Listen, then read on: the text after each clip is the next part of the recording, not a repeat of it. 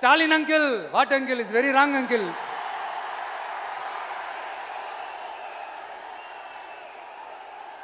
இப்படி தமிழ்நாட்டில் இப்ப நடக்கிற இந்த ஆட்சியினுடைய லட்சணத்தை பார்த்துக்கிட்டு நாம எப்படி சும்மா இருக்க முடியும்?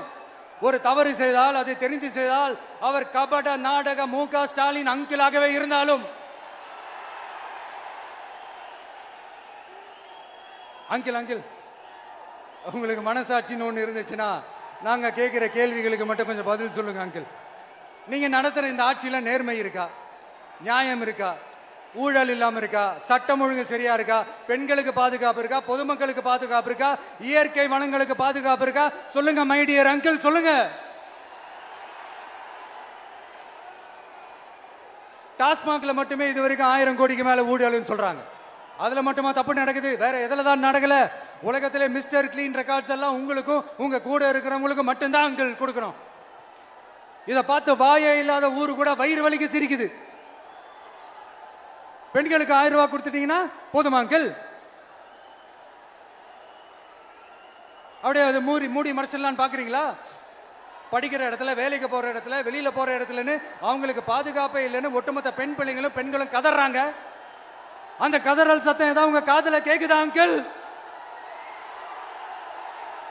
இதுல வேற உங்க அப்பான்னு கூப்பிடுறாங்கன்னு வேற சொல்றீங்க. What is this uncle? Is very very wrong uncle, is very very wrong. பெண்களுக்கு மட்டுமா பொய் வாக்குறுதி கொடுத்து ஏமாத்துறீங்க?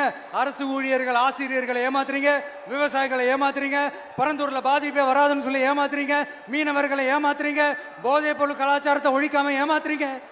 ஐயோ ஐயோ ஐயோ, very very first uncle, very very first.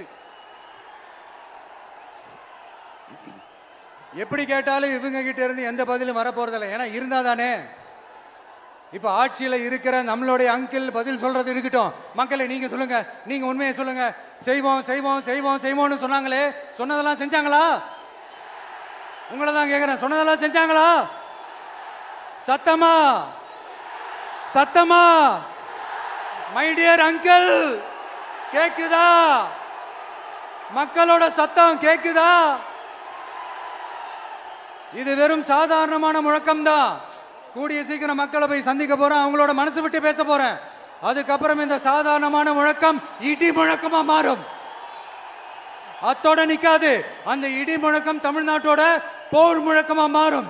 அந்த போர் முழக்கம் உங்களை ஒரு நிமிஷம் கூட தூங்க விடாது. நடக்குதா இல்லையான்னு பாருங்க.